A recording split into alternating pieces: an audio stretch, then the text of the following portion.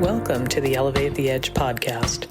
I'm Maribel Lopez of Lopez Research, and I'm joined with my co-host Joe Peterson of Clarify 360. If this is your first time listening to the podcast, welcome. Elevate the Edge is published bi-weekly. The podcast focuses on helping companies understand what edge computing is, how the market will evolve, and what you need to know to build successful edge computing strategies. Show notes and subscription links can be found at elevatetheedge.com/episodes. We hope you'll enjoy the show.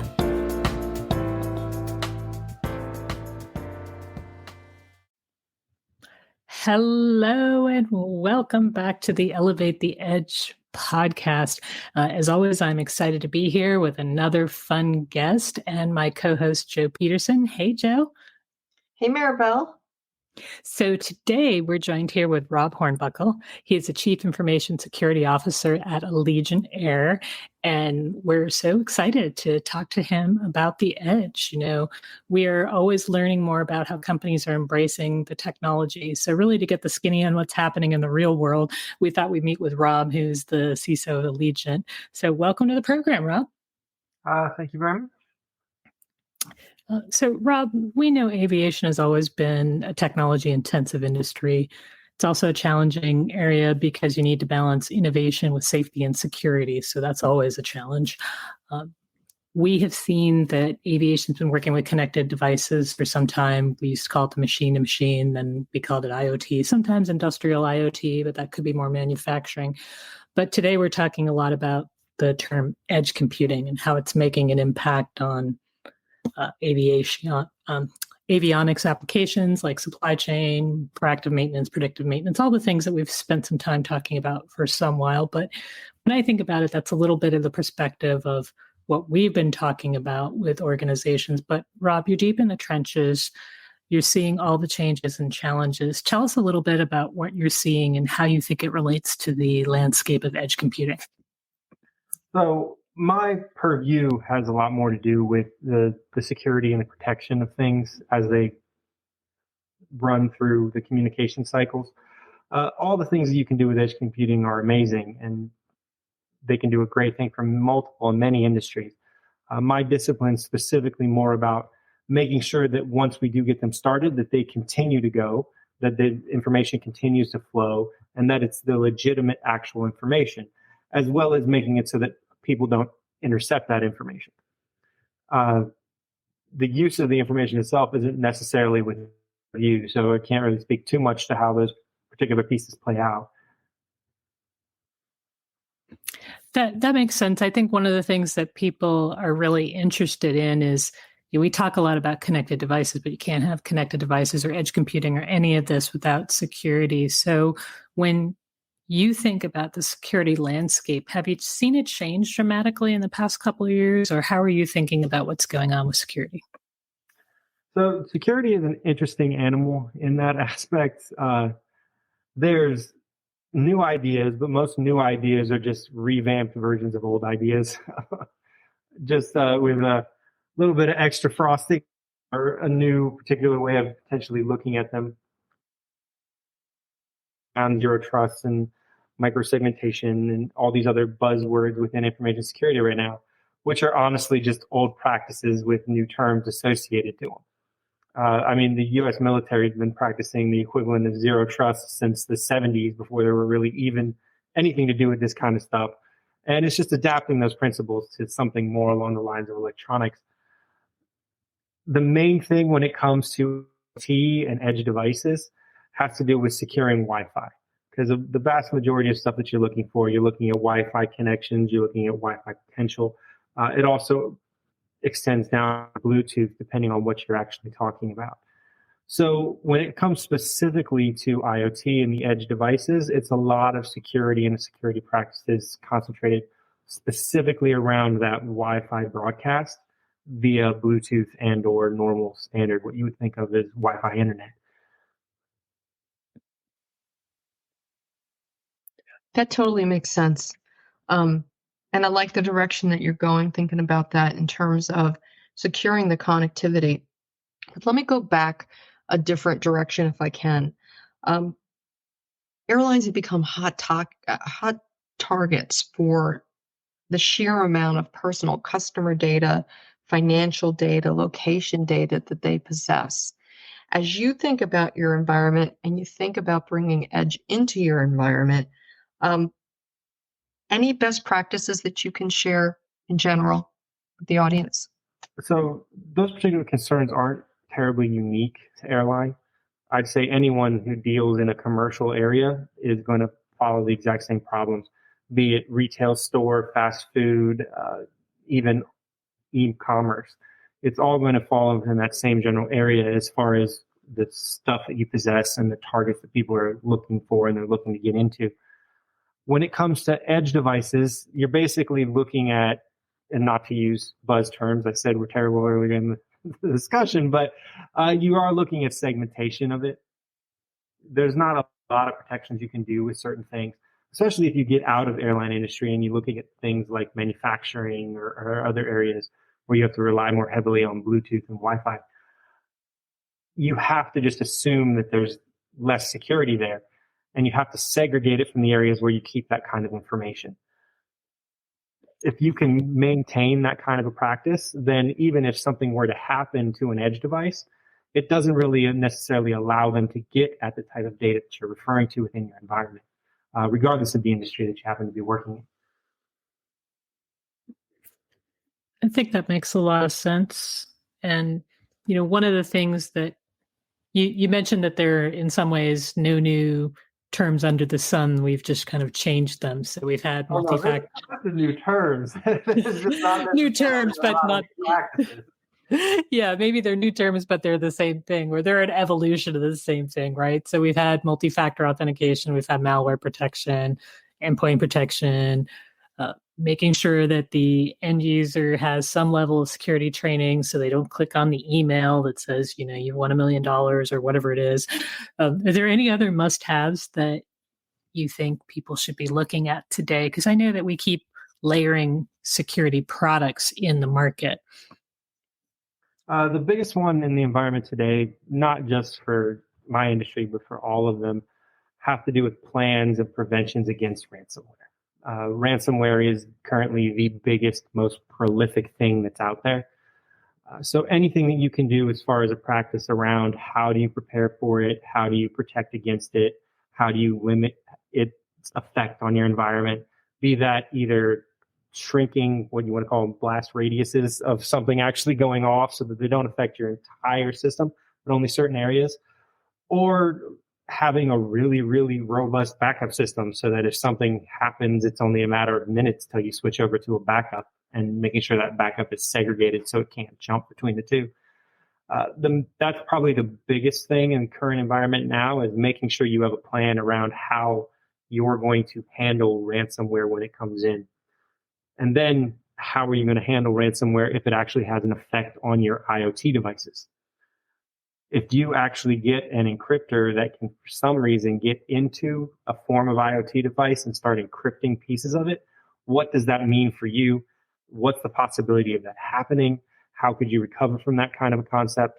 It's an interesting brain activity to undergo, to think on your edge devices on what would happen in those instances, especially since they're not your traditional PCs or servers or things that you would normally have this kind of a backup process for. That's a really good point. I'm seeing people have an increased interest in bot mitigation, specifically as it relates to those edge devices. So it's some new thinking, right? Bot mitigation has been around for a while, but extending that to the edge devices. Yeah. Say you are, just using more fictional terms, if you're a manufacturing company and you're using edge devices across your entire line that are IoT based, and you don't know necessarily how they're even programmed or what they do, the stuff that's in them, you bought them from a supplier. If they all went down because encrypted somehow, what are you going to do about that? Do you have some way of going around it to keep the business running at a minimum, even if they're not running? Have you made them so integral to your operations that you have to do something about them? Ideas and thoughts around those are things that you need to start bringing in when you start talking about integrating your edge environment and integrating your IoT environment into whatever you're doing. I know a lot of people are also struggling with the fact that they have diverse environments, right? And so some things seem easier to secure than others. Some things you can run security stacks on, some things you can't. Is there any framework that you're thinking about right now that you believe is different as a result of you talked a little bit about some of the changes of ransomware, but if you were to go out, we've talked about confidential computing, we talked about zero trust, we've talked about all these different things. Do you think there's another set of security thoughts or standards or things that people are working on that are interesting? I don't know if there's anything quite yet. There's a lot of interesting things that are all completely theoretical currently around quantum computing. But until that is actually something that actually exists, then it's all just a thought exercise. But I'm sure at a certain point, the idea of microsegmentation or zero trust as its current existence within our systems was a thought exercise as well. So it does pay to put a little bit of thought to it, a little bit of ideas, what might come about when it exists, just so you're not as caught flat-footed in the event that it does. It's kind of interesting. We talked about zero trust earlier, and it's not a new idea. And you've mentioned that the military has been doing it since the 70s, but we're starting to see more of a trend, particularly like as it relates to CMMC, that if you're working with the government, you're just going to have zero trust framework in place. They're going to require that of their business partners. You think that that shift, more from a regulatory standpoint, is going to cause a ripple effect in the industry? So the problem you're going to run into is not everyone does business with the government. Yeah. And not everyone even has heavy regulation around them. Regulation will always drive things depending on how it functions. Government regulations and government subcontracting regulations drive things further than anywhere else. And when you start dealing with companies that, say, a fast food restaurant, they're not going to do anything with the government. Even if for some reason they built fast food locations on military bases, the government's still not going to require them to meet CMMC certification regulations. So it's not going to drive those industries at any point, regardless of where it gets to.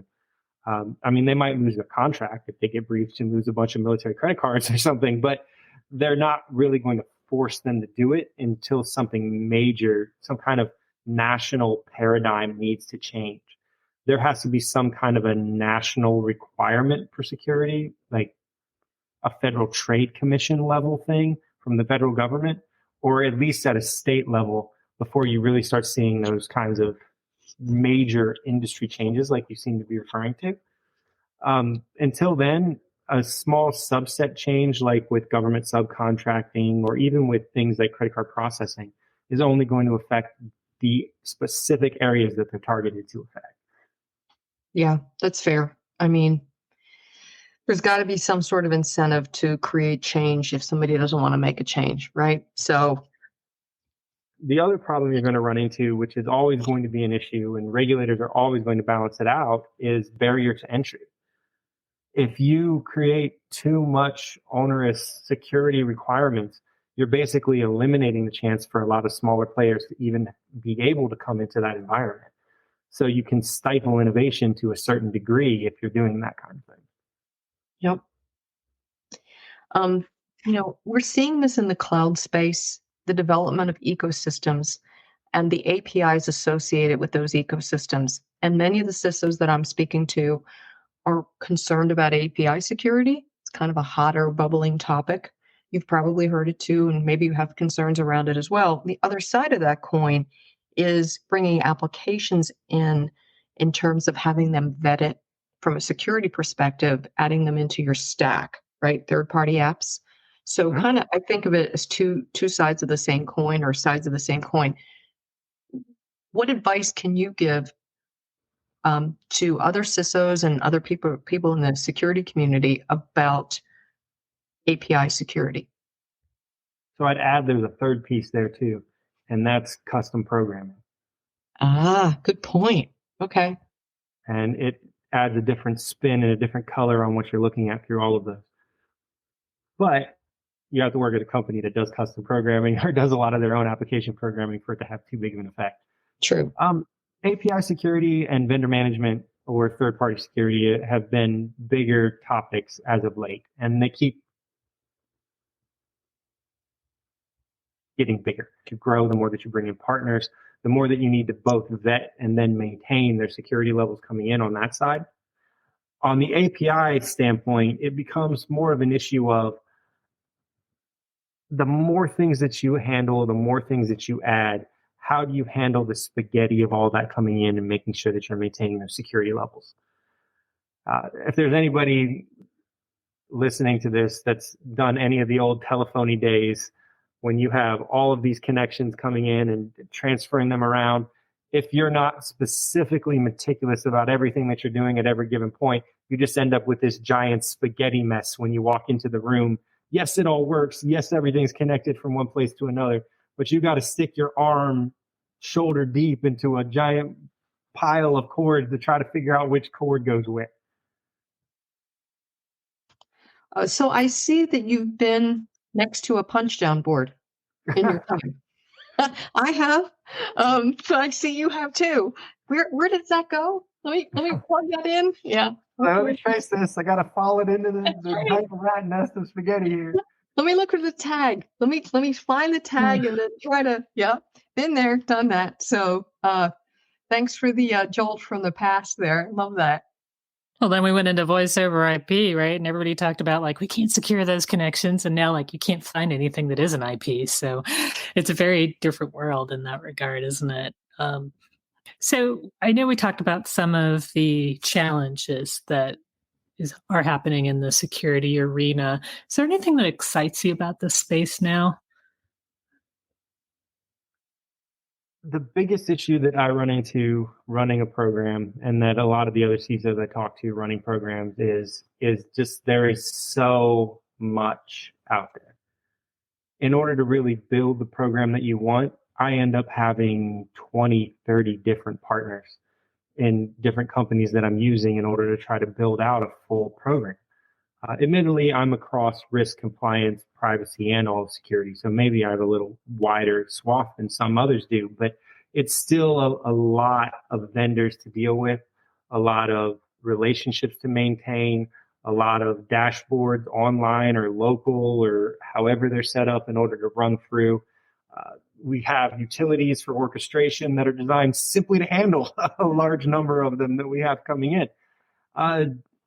I'm excited of the idea of some of them combining together and bringing some of those numbers down. But at the same time, I'm fearful of the loss of security capabilities if it's not done correctly. And it's such a slog. You bring up such a good point. You know, are we overtooled? Like everybody says, oh, we're overtooled. Well, great. Let's take the time then to try to figure out where the overlap is, where the Venn diagram happens. Who has the time to do that, right? And the new buzzword is platform. Everybody wants to sell you a platform. So you're smiling because you know it's true. Everybody's trying to, and I understand what they're trying to do, but it's so tough to try to figure out, if I'm sitting in your seat, what to do away with and what to keep and how to better manage that whole process. Yeah, I'll say the lowest common denominator is the eyes of the analyst. Good point. Good point. So I think that we have a final question for you, and it's more fun than it is. We're going to pick your security brain here. You make it sound like you haven't been having fun. We have been having fun. I mean, just getting your insight on stuff is pretty cool. And might I say, you have a lot to cover. I was sitting here thinking about the fact that, you know, if you're running all over all those areas, that's a lot. So tell us a fun fact. It can be about anything that you want to share, not tech. I've been hearing weird ones lately, so all I could come up with weird ones, and I don't know how well that'll play. Did you know that fish burp? No. I love that. That's great. No, I do not. That's wonderful. I'm not a fisherman, so don't know. Maribel, did you know that? I had no idea. I mean, there was something the other day I was reading about turtles talking, and they had finally discovered that, it was basically animals that you didn't think speak actually do speak in some way that, humans can't quite comprehend. But I thought it was all quite interesting. So I love that. Fish burp. There you go. Well, and there you have it, folks. Yeah. Thank you so much for taking time to visit with us today. And we appreciate you. Yeah, thank you so much for having me on. Go keep everybody safe. We need you. Thank you.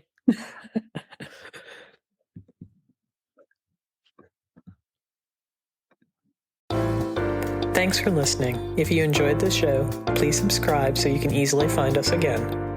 Follow us on Twitter at Maribel Lopez and at Digital Cloud Gal, and on LinkedIn. Links to our social profiles, show notes, and ways to listen to the podcast can be found at elevatetheedge.com.